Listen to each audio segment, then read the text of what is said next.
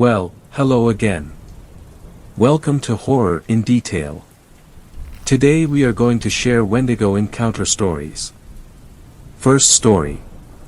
By u/spazis_ here.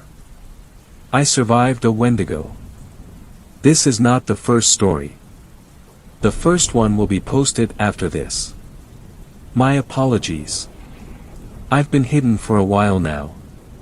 You know that feeling of your home being the safest place on earth, as if it was an impenetrable fortress? It's a foreign feeling. Well, as it turns out, it only resides when you feel as if there is a trust between you and nature. And when you have broken that wall with an entity, you've lost the feeling.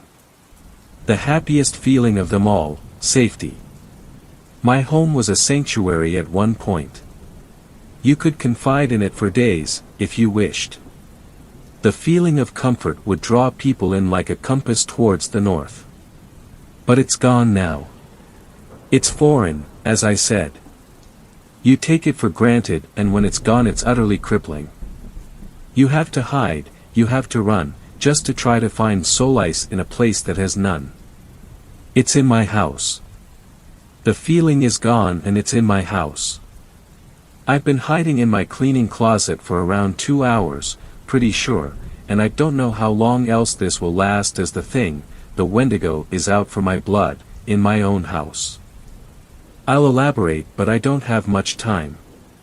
Last week it started with the taunting. The hello s and the jack s still bumbling around in my mind as I type. The beast taunted me. Its bravado-packed lungs wanted to tease me and get me to move from sanctuary to catch a kill, and that doesn't make me scared, it just pisses me off. It started with the taunting while I was camping, and when I got fed up, I yelled back at it, and many reverb voices came and yelled right back at me, including my dead elderly neighbor, its early prey. Then it followed me. I screamed at it, I shot at it, and I ran home, as it was the safest place for me. And I wasted all the ammo on the damn kill. I sat there, for whatever feels like forever ago now, in front of my door, blocking it. But the creature is smart, found a way onto my leveraged patio, and glazed in my window. Then came the tapping. The slow consistent tink-tink-tink on the glass. It was soft, and the monster crouched down to not peer in the window, but the tapping, it was worse.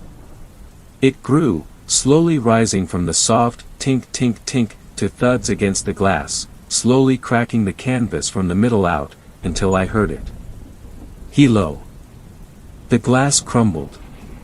It crawled, and within the next second, the shards distinctly crunching under the weight of the thing.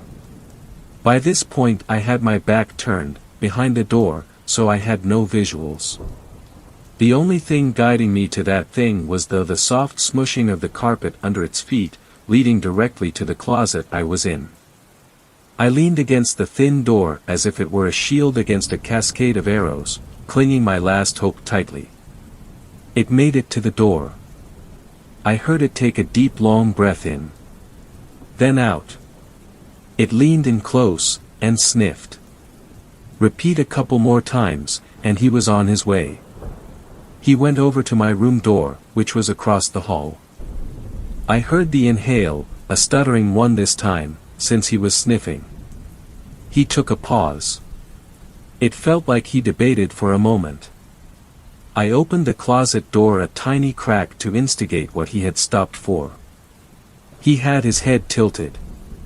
Then took a step back, and rammed the door with his antlers.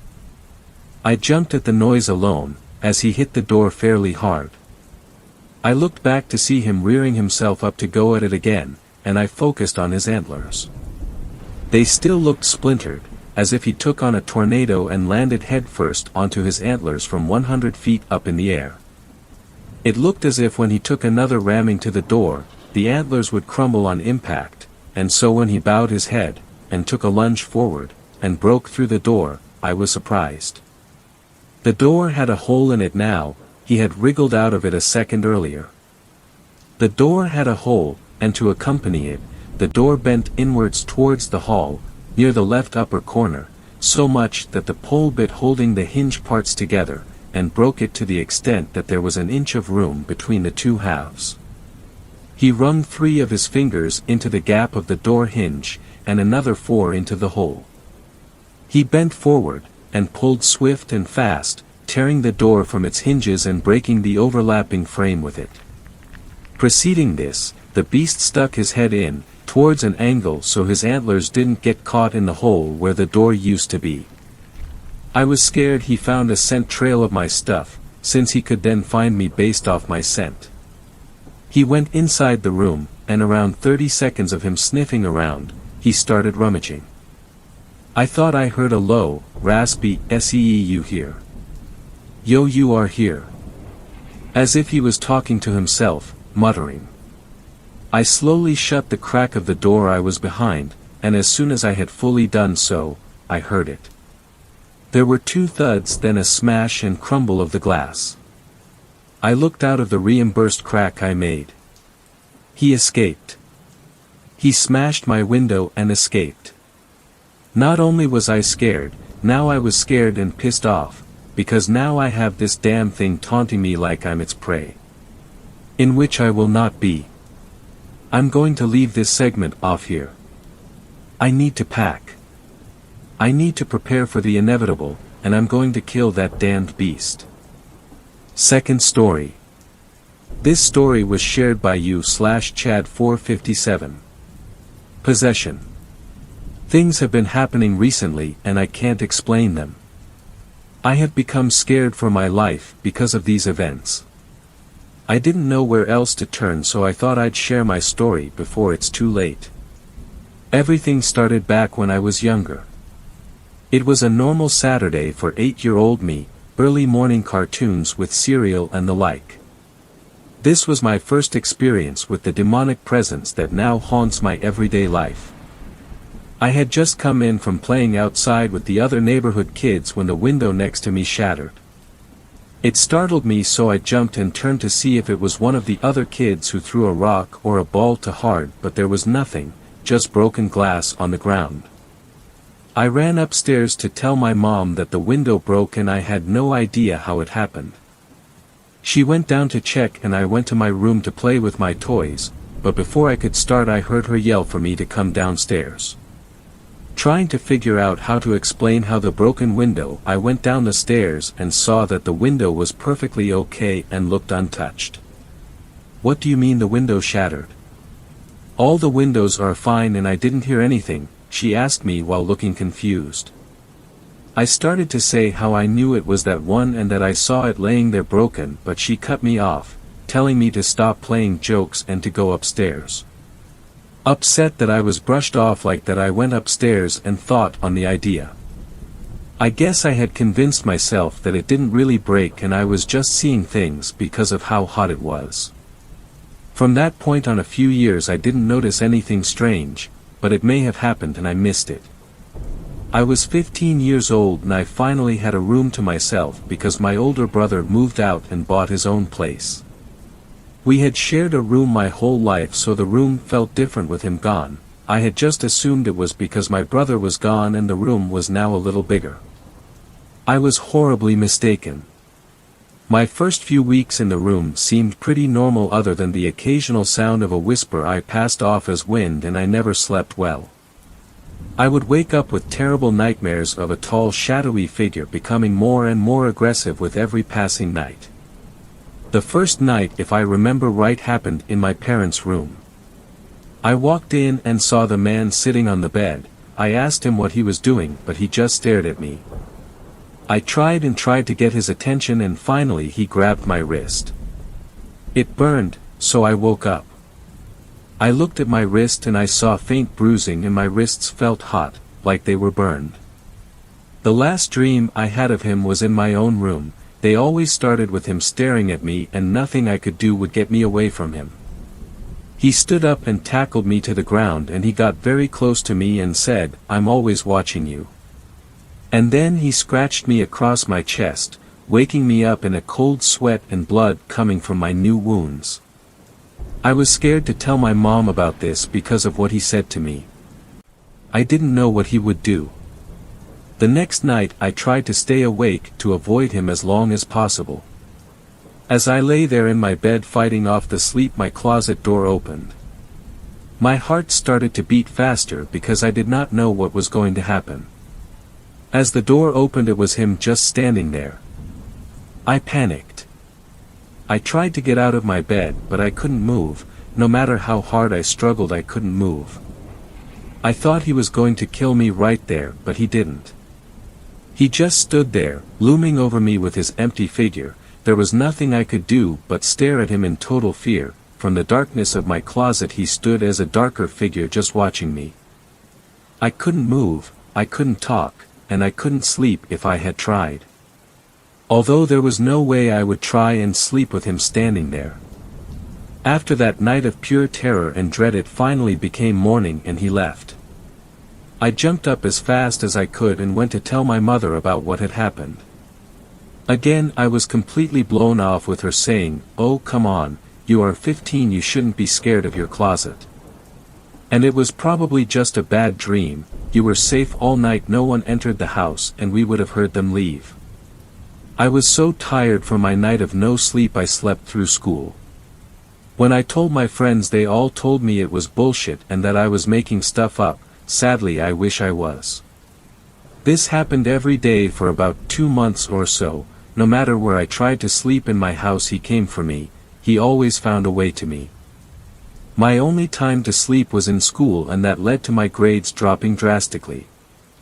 My only freedom from him other than school was when I went to a friend's house. He stopped after about 2 months of the torment and I didn't see him again. Fast forward this to 6 days ago. Things have started happening again. This was just as I started to convince myself it never happened, and I was just having terrible nightmares where I would end up hurting myself, because people do that, right?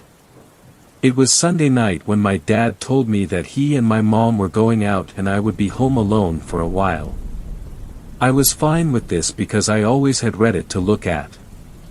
I got hungry after they left, so I walked down the stairs, and in the hall I thought I saw a shadow move down the hall and turn the corner.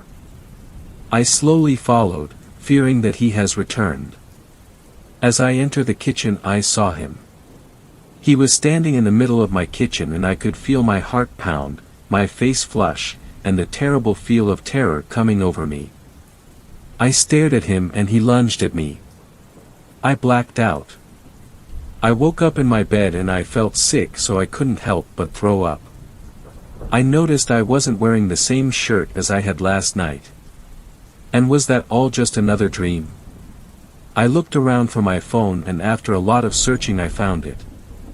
I open it and see the date, 7:56 p.m., January 19th, 2012. Where the hell was I for the last week? I looked myself over for any injuries in hopes of finding out what had happened, and I saw my scars on my chest looked cut again. I continued to look around my room and eventually opened the closet and find everything is ripped down and the walls have blood on them. Written on the wall it says, "Boss, may sunt." I had no idea what it meant, but now I could guess where that cut came from. I searched online for a translator to try to find it. It appeared to have been Latin and it said, "You are mine." I panicked. I grabbed my phone and went out the door to my car. I called my girlfriend in hopes she knew what had happened to me over the week. She answered and told me that I had not been in school all week and no one knew where I was. Apparently my parents reported me missing Monday morning when I didn't come back the night before and no one knew where I was. She asked if everything was okay and I hung up. I don't know why I did it, because I wanted to talk to her, but I felt like I was forced to move.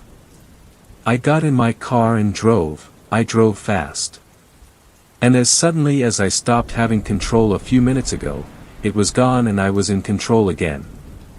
I knew it was the same demonic spirit that has haunted me my entire life finally trying to take control. I tried to get home so I could think of what to do next. I looked in my rear view mirror and he was there behind me in the back seat of my car. He grabbed my neck and started to squeeze. I had to use both hands to try to fight back, but it was no use. I couldn't touch him and I was fading fast. Since I didn't have control of the wheel, the car went off-road and slammed into a tree. Thankfully someone saw this and called an ambulance. I woke up today in the hospital with my parents and police around me. They asked me where I had been all week and how I crashed, but I had no idea what had happened during the week. I didn't know what to tell them. I did, however, tell them about all my other experiences with this demonic presence and how it was trying to kill me. This time they believed me and they started to panic, but I started to feel his presence. My parents left me to go and try to find someone who could help me, a paranormal team or something. This is now the point where I reach the present and am currently typing this from my hospital bed on my phone. I don't know what will happen to me tonight and I am afraid for my life. Third story. This story was shared by you/Queen Meowko. The Wendigo. I am a fan of horror games. I don't play them, but I love watching my favorite YouTubers play them.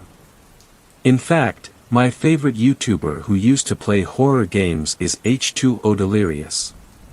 One of my favorite game that he played is Until Dawn. I love it because it deals with a cultural monster, the Wendigo. The Wendigo is a monster who craves for human flesh. Wendigos were once human, but because they started to eat human flesh, they turned into Wendigos. Wendigos are able to imitate other people's voices to trick their prey. Wendigos are able to hear heartbeats from miles away. They are also really fast. I am starting to go off topic. Here is my story. I had my own experience with the Wendigo. I live in a small town near the forest. I won't reveal where the place is because I am still afraid that it is still there. A friend and I, a female girl that is a year younger than me, decided to walk in the forest by ourselves. There aren't any dangers in the forest since we were still close to town.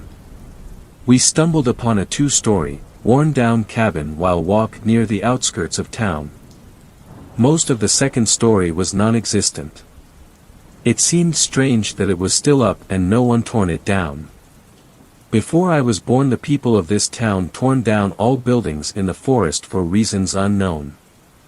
I tried asking my parents, but their response is that it was very difficult to aid people who lived in the forest. Anyway, my friend and I got very curious and decided to check it out. We were quiet upon entering the cabin, which now that I am looking back at it, I am very thankful that we were quiet. At the time we were quiet in case there was a homeless man sleeping or a dangerous person in there. It was still daytime when we were exploring, so we had plenty of light in the cabin, but there was one part of the cabin that was covered up. There was a black tarp that covered a doorway to some room. We never went near the doorway. We were both scared that we would get jumped by someone. My friend and I both agreed to stay clear of that area. Throughout the exploring we both noticed that there was a faint, disgusting smell. The smell lingered only on the first floor. Though the reason is because since the second floor is open, the wind would blown off the smell away. Plus there must have been dead animals beneath the floorboards or something. It was only when we got near the closed-off room did everything went downhill. Both my friend and I started to get a bit louder since we did not hear anybody in the building. When we got near the hallway of the room, the smell got drastically stronger. Then we both noticed that the tarp had moved ajar.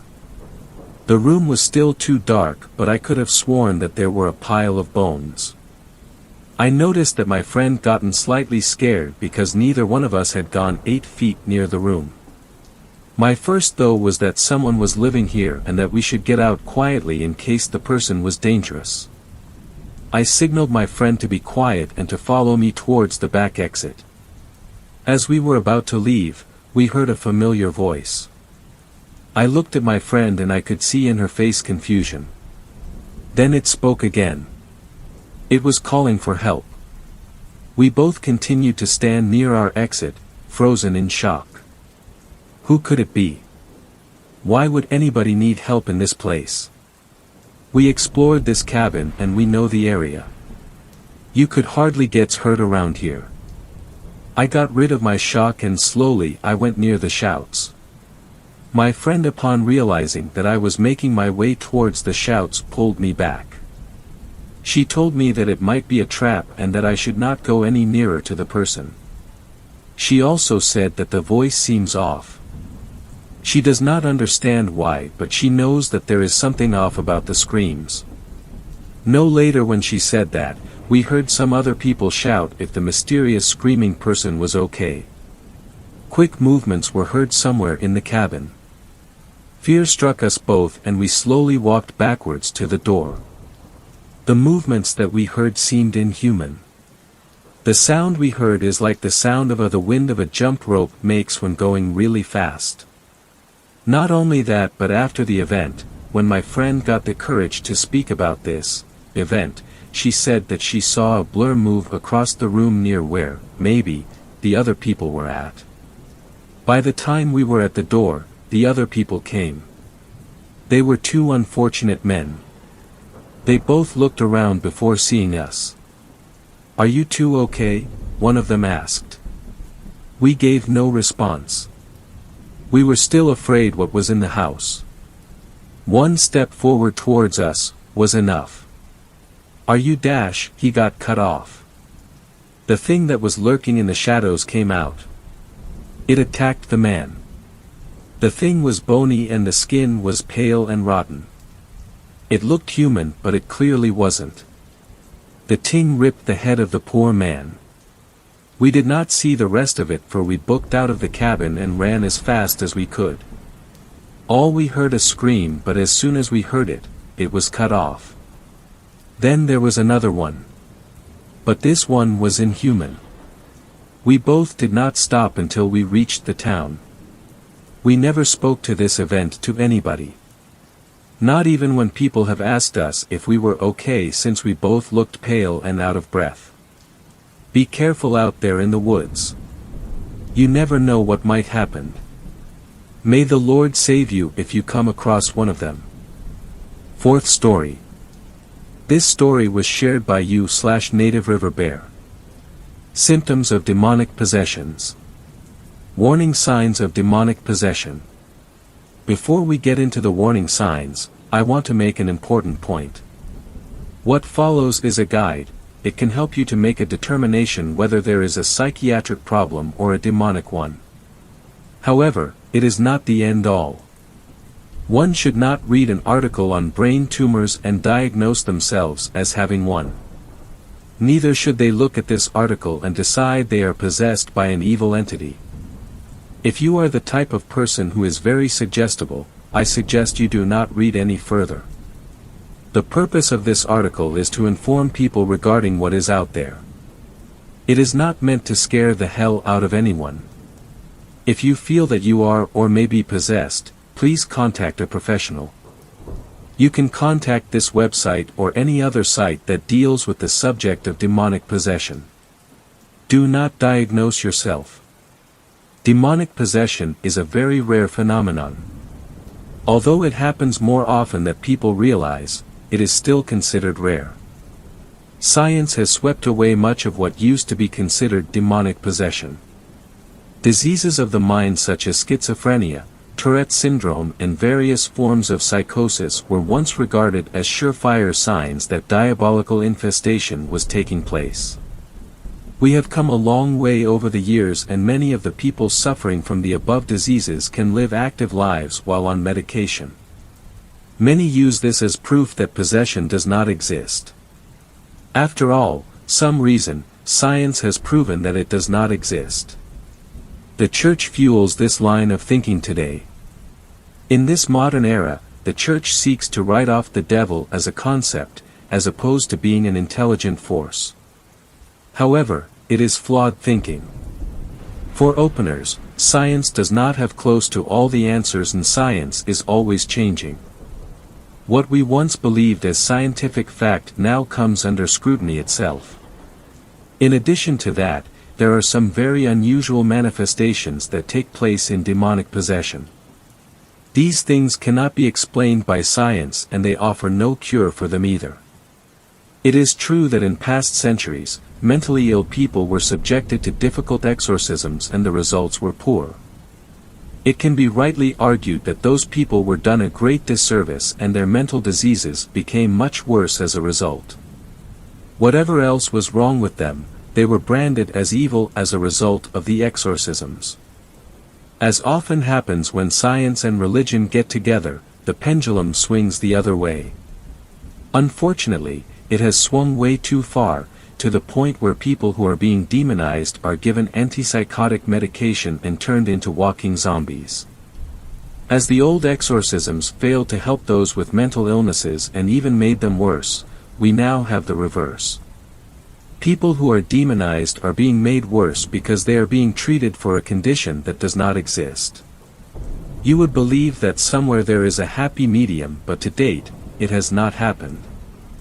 What we will do here is produce a list of conditions that must be met to properly diagnose the problem. Where there are emotional symptoms or symptoms that are likely to be a result of mental illness, I will say so. However, it must be pointed out that many who are possessed are also mentally ill. It may be a direct result of the possession, it may be why the possession took place. The line between the two is not so vague. There is some gray area, but there are so many things that occur with possession, things that are taking place around the person, that it is hard to classify what is taking place as strictly psychiatric. Those things are called outward manifestations. These are things like moving objects in the house, voices that are not coming from the person. There may even be physical assaults by unseen entities. What I will do is break this down into 3 categories. The first has to do with mental changes in the victim, the second have to do with physical changes by the person, and the third has to do with preternatural changes in the environment. Mental changes affecting the person. 1. Look for changes in personality. This is usually seen when the person is affable and suddenly becomes extremely quiet. 2. Someone who is normally very active suddenly becomes isolative. 3. Look for changes in sleep patterns. 4. Look for sudden weight loss or gain. 5. Look for changes in attitude and behavior, usually becoming hostile. 6. Someone who begins cursing a lot when that is out of character for them. 7. Notice if they suddenly have an aversion to religious objects. They may be a person who normally goes to church but suddenly despises the thought. 8. Look for evidence of self-mutilation. 9. Look for changes in the way the person dresses. 10. Observe their personal hygiene and look for changes. 11. Look for evidence of occult materials in the room. 12. Look for destructiveness on the part of a person, especially if that destruction is of religious objects. 13. They may become abusive and threatening for no reason. 14. They may become violent. They often attempt to hurt animals. 15. The person may experience severe nightmares or night terrors. 16. They may perform acts of humiliation, such as urinating on themselves, etc. 17. They may be sexually preoccupied. Excessive masturbation or doing it in front of others. 18. Take note of what appears to be a different personality or multiple personalities. 19. Look for unusual changes in diet.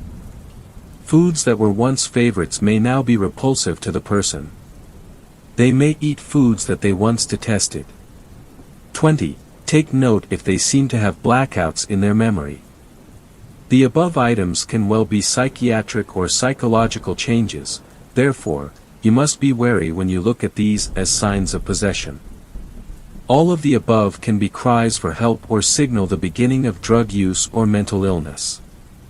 When these are the only things present, seek psychological counseling first, before even giving thought to the possibility of demonic possession. Many of these changes are normal, especially when dealing with teenagers.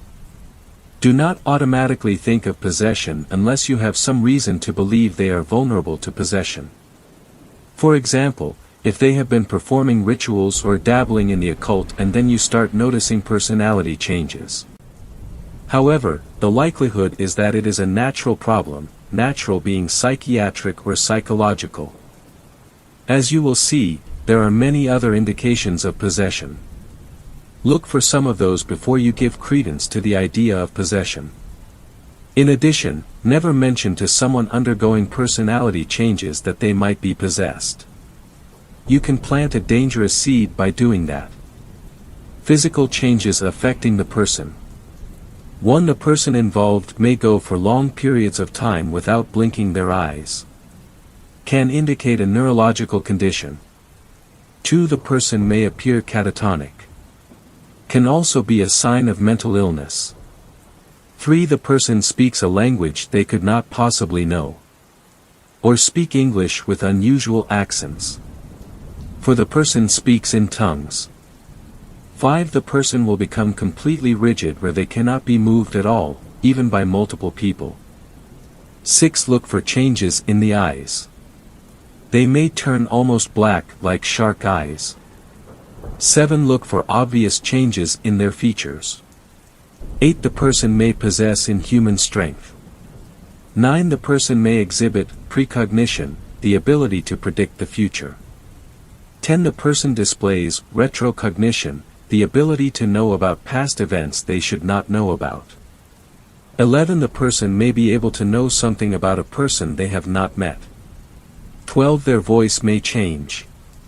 It may go from high to low to guttural. 13. They may be able to tell what you are thinking. 14. They may move in some unusual way. For example, they may seem to glide instead of walk. 15. Writing or symbols may appear on the body in the form of welts and scratches. Look especially in areas they could not reach. 16. They may levitate. 17. Hair or eye color may change. 18. There may be multiple voices coming from the person at the same time. 19. Take note if animals appear to be frightened of the person, especially if they begin acting fearful when there are personality changes in the person. A couple of these symptoms can be related to medical or psychological conditions, but most of them fall outside the realm of science. If you start to see a few items in this category, there is serious cause for concern. At this point, you start to take items from the first category and see if they are consistent with items from things in this second category, or the third one I am about to detail. Obviously, some are more telling than others.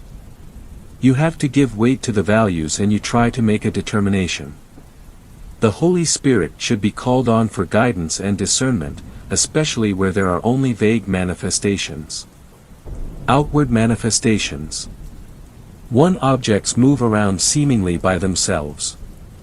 2. Objects may disappear and not be found again. Asporting. 3. Objects may disappear and be found in another location. Teleporting. 4. Objects may disappear and later be found where they originally were. 5. Objects may come from nowhere. Apports. 6. Knocking, banging or pounding may be heard throughout the house or in just one room. 7. Objects fly around as if they were thrown from unseen hands. 8. There may be knocks at the door but no one is ever there. These are often heard in threes, as this is a way of mocking the Holy Trinity. Ditto for doorbells. 9. Religious articles disappear or are destroyed. They may also be desecrated. 10. Growling may be heard but the source cannot be located. 11. There may be scratching sounds heard without an obvious source. 12. There may be foul odors that have no verifiable source. They may come and go. 13. Odd lights may be seen. They may shoot around a room. 14. Heavy furniture may move on its own. 15. There may be sightings of people or dark shadows that may or may not have form. 16. Odd-looking creatures may be seen. 17 doors and drawers may open and close on their own. 18 electrical appliances may turn on or off. 19 spontaneous fires may start up. 20 animals may become spooked and stay away from the targeted person altogether. 21 animals may growl at something they see but you do not. 22 Any talk of God or religion may cause an outbreak of activity. 23 Glass may break for no reason. 24 Sounds of glass breaking may be heard but there is no evidence of it happening. 25 There may be sudden temperature changes, up and down although it is usually down. These can be recorded on a thermometer. 25 A person may suddenly become cold while the temperature remains constant. A thermometer may record a 1 to 2 degree drop in that person. 26 People may have a feeling of being watched or that they are not alone. 27 People may hear voices when no one is present. 28 People will often hear their name called only to find that no one is around. Sometimes, a couple will each think they heard the other call to them. 29 There may be a sensation of wind blowing even with the windows closed. 30 Lights will go off or not come on when turned on. 31 Apparent retaliation after some attempt to stop the activity. 32 Activity starts up when you attempt to say prayers. 33 Apparent retaliation if a clergyman has been to the home. 34 Physical attacks. It might be in the form of punching, scratching, biting, hair pulling, etc. 35 Psychological attacks. The devil knows your weaknesses and will try to exploit them. Someone who feels ashamed about something will have an increase in that emotion. The same is true for depression, anxiety, and anything else you can think of. 36 Sexual assaults. This can run the gamut from fondling to actual penetration. This can occur in males as well as females. 37 Levitation of objects or people. A fair number of the items listed in the above category could be the result of a human spirit. This is why you have to look at all three columns together to get a fair sampling. If any of the above takes place and stop when commanded to in the name of God, or if holy water stops the activity, that is a good sign of a serious problem. However, judging one or two items by itself is not a large enough sample to conclusively prove the influence of something diabolical. The Roman ritual does not require a specific number when it comes to proving that something demonic is taking place. Rather, what you have to do is paint a picture, of sorts. Consider all of the evidence together before making a determination. It is also very important to rule out what you can as being natural in origin. Take into account that when people are frightened, their senses sharpen and every sound appears ominous, even natural, everyday sounds. Imaginations will run wild when one believes that something evil is taking place. That must be considered when someone comes up to you and tells you that they believe a house is haunted or a person is demonically possessed. While you cannot be close-minded, you must remain skeptical. Rushing into an exorcism where one is not necessary can have serious consequences. If a person is suffering from a mental illness, an exorcism will only exacerbate the situation. The person may now believe they are evil. If the exorcism is being done on a house where it is not needed, it can attract attention and stir up trouble where there was none before. In this field, better safe than sorry does not apply. An exorcism is a very serious thing and it is extremely dangerous. It can have serious consequences. Where evil is involved, the person who is called on to combat it is in serious danger, and if they are not careful, the consequences can be horrendous. It is not something to be played with. Only someone who has had experience in both the supernatural and church teaching should even attempt to perform this rite. It is best if that person has been ordained as an exorcist. During an exorcism, anything or nothing can happen. There is no set standard. In some cases, all hell seems to break loose, In others, not a peep is heard. Sometimes the smell of roses permeates the location, a positive sign that the entity has been expelled. However, it can take some time before you are sure an exorcism has worked. Sometimes the ritual forces them into a state of dormancy. However, at a later date, the problem may arise again. In many cases, multiple exorcisms may have to take place. The devil can be a persistent force and it will hold on for as long as it can. It sometimes comes down to attrition. The person who performs the exorcism must know the risks. There is likely to be retaliation, so that person must stay in God's light at all times. There is no sense of time on the other side, so even though an exorcism was performed 10 years ago, there is still the risk of retaliation. There is always the risk of retaliation. Fifth story. This story was shared. The howls of a blind Wendigo. Imagery for the story: truck driver with a mid-sized company, my assigned truck being a long-nosed Peterbilt with one of those driver-controlled searchlights mounted just above the mirror. I've been driving for 5 years, have gone 650,000 miles and somehow managed not to lose my mind in the process. Come one autumn day about a year back and I was given the delivery that would bring me an experience I hadn't thought would exist except in my worst nightmares. I had received a message on my truck's computer to make a multi-stop run from Indianapolis to Duluth, then from Duluth to a town called Ely. The run to Duluth had been no problem with a 2-day trip. The run from Duluth to Ely seemed a bit trickier, what with the quickest, legal, run being Minnesota Route 1 from Minnesota 61. It was that certain kind of night where everything was shrouded in darkness, the moon was covered by the clouds and a winter storm was on the horizon, making the air even colder than it already was. I figured that I deserved a nice warm cup of coffee after this drive was over. The drive along 61 was uneventful with only a couple of cars and semi-tractors on the road this late into the night. The radio was calling for a light forecast of hazy rain with a relatively thick fog until that afternoon, all the more reason to get this run finished, I supposed. Sometime along Route 1, my trailer began shaking violently with my truck having difficulty in pulling along a flat line of grass. I noticed one of my tires on my trailer had ruptured. Annoyed with losing time, I pulled into a small grove and parked along a worn dirt path facing the highway. To rear of my tractor was a thick bundle of northern forest that likely hadn't seen human tracks in decades.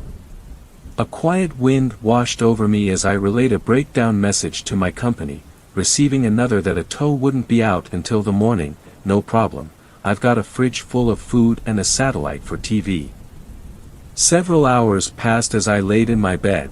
A windstorm woke me up as I tossed and turned to gain my bearings. That wasn't wind I was hearing. The best I can describe it is the sound of metal sliding against metal, like the brakes of a locomotive. The noise was some distance away, roughly a quarter mile to the rear if I had to guess.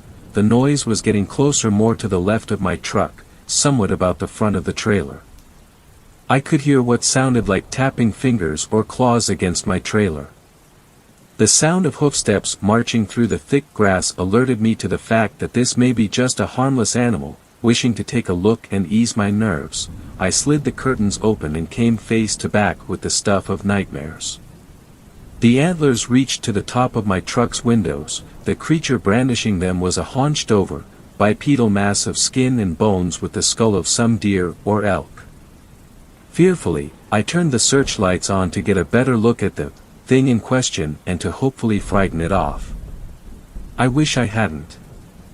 The light itself hadn't alerted the creature, but me moving myself in the truck had set it into a hunched-over stance, keeping an ear open for some form of prey, I presumed. I noticed empty eye sockets that seemed to go on forever that slotted into the ancient skull of some sort of deer or elk. I was afraid of turning the key in fear of rousing this monster's predatory hunger. It looked near starvation, as though it had been years since it last ate. I sat and waited. It was near 5 o'clock, the tow wouldn't come to work until around 7. A buck, roughly a 10-pointer, meandered into the field before spotting the creature in question. This thing has to have some great hearing since it didn't see the deer wander across its sight lines. It was blind, had to have been. Moments passed before the buck began chomping on berries from a nearby bush. The blind monster heard the sounds and pounced. From 15 feet it took all but 5 seconds for the buck to have been gutted and torn apart. The creature didn't seem to want the buck for food, more or less rather for twisted enjoyment. I had seen enough. Turning the engine over, the monster looked in my general direction and roared threateningly as it rushed to make contact with my truck. I managed to pull forward just enough that it made contact with the trailer instead. The trailer lifted up a few inches as the sound of bending metal embedded itself into my ears. Shifting from third to fifth and continuing to 10, the creature was still in chase until I crossed over a hill. Looking back through my mirrors, the monster was gone. I pulled off and got out. The sounds of scraping metal were far and away, replaced by the quiet rustling of trees. I continued driving again until I came upon an area that trucks could park in, well lit and asphalt, much better and safer than the grove from earlier. Afternoon came and I went to inspect the damage from last night's incident done to my trailer. Claw marks etched into the driver's side of the trailer went on for the whole length of 53 feet. A massive dent roughly 2 feet from the truck itself reminded me that I wasn't just fortunate to be alive, I was damn lucky. The delivery went off without complication since the tow only had to change a tire and I went home several days later, the creature still on my mind. I went online to figure out, bluntly, whatever the hell it was. The skull of a deer and possible bloodlust for people brought me to several conclusions, the most effective that I was either losing my mind in the mountains or that I had come face to face with an American Indian folklore nightmare known as the Wendigo, essentially what becomes of you if you cannibalize on human flesh. I've no plans on stopping on Route 1 overnight again. Talks with the locals included everything from ghosts to, of course, that same Wendigo I had encountered. I went on Route 1 again last week. The sounds of scraping metal were heard once more and I saw a shadow move across the forest at a blistering speed. I noticed that it didn't get too close this time, just close enough to see the fog from its breath. It knows who I am. It's just waiting for me to let down my guard. Sixth story. This story was shared by you/Barkianisbeast. Sleep paralysis is a doorway to possession. I have had sleep paralysis from the age of 12, and from as long as I could remember it wasn't as bad as it is now. I only used to get it once every 2 or 3 months as a child. Sometimes it would go away, sometimes it would come back. But now as I grow older and accept that I have this problem and try to deal with it, it gets worse, the affects get worse. It gets way too realistic and I have a problem realizing what is and what's not reality. Just now at 2 in the morning I awoke to my most scary one yet. It's as if I know what's going on now and I know how it happens. I awoke from a dream not remembering anything, looking up at the ceiling and breathing heavily. Then I decided to go back to sleep. About 5 minutes after doing that I straight away have a dream. I am dreaming about graduating from a Japanese high school. I know it's random but it's a dream. As I am talking to these Japanese girls, I see a figure behind the girl in the corner of the room. It looked like the girl from The Ring.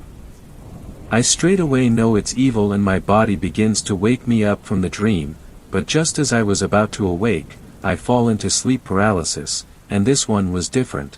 I didn't see or feel any shadow man or old hag near me. I didn't feel a tightening on my chest, but I did feel a massive choke. And I couldn't breathe this time.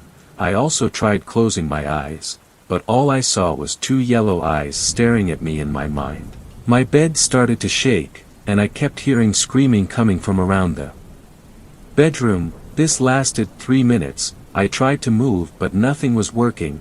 This was the longest one I had. Then I started to realize my body was moving, but I wasn't in control. At this point, I know it sounds corny, but I had to do it. I called for God to help me, and as soon as I did, it left and I awoke. But I could still see her yellow eyes in my mind, and as I was about to get up, I felt a hand scrape the bottom of my ankle. I shot up in terror screaming. After this I realized something, that sleep paralysis might not be from fucked up sleeping patterns, it just could be from ghosts and demons. I know this might sound weird and crazy, I try to always tell myself that this is only if you have a terrible sleeping pattern, but this time it was different. This time the old hag and shadow man didn't come, it was as if something tried to get into my mind. That explains why I was moving and I didn't have any control. I believe I was being possessed. I have never been more scared in my life, and I know it's not over and it will be back. I feel as if sleep paralysis victims are more vulnerable than other humans are, and it's somewhat easier to being possessed by ghosts or demons. 7th story. This story was shared by you/sincerely the suicidal. I think there is a Wendigo in the Minnesota woods. First things first, I wasn't there, but I was the first person he told. This happened in southeast Minnesota. I am not going to be telling the exact location, but it was in a smallish forest on a long bike trail. One more quick thing. It was really windy this day.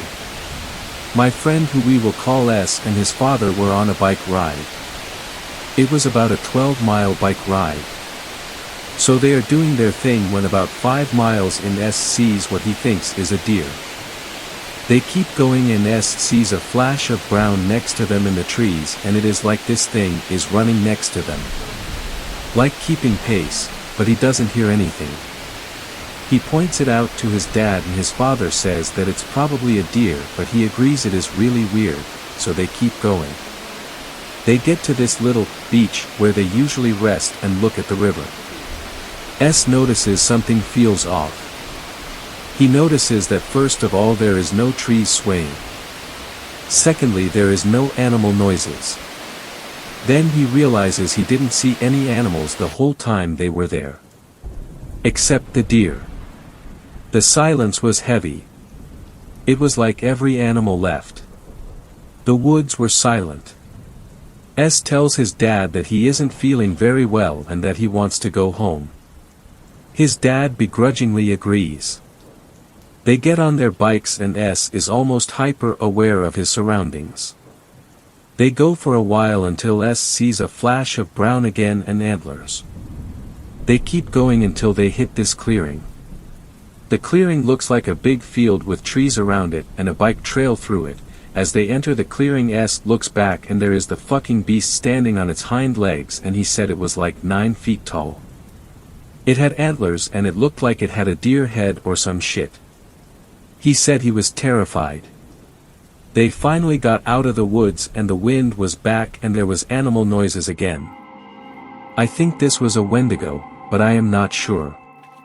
I honestly don't know if I believe him, but we are in Minnesota and it wouldn't be impossible, but are we a bit too far south for Wendigos? If you have any ideas or theories, please let me know. Okay, apparently I haven't hit the minimum word count, so I'll give you more minor details. We are pretty much at the bottom of Minnesota. Nowhere close to Rosisu, Minnesota.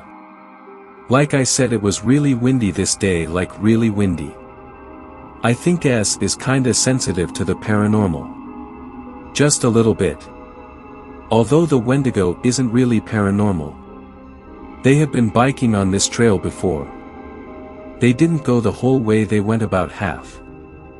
I think it is too short to be a Wendigo. Is it possible it is a skinwalker? I looked on a map and the tribes that were in this area were the Dakota Sioux. This area usually has a lot of wildlife. It was before noon when this happened.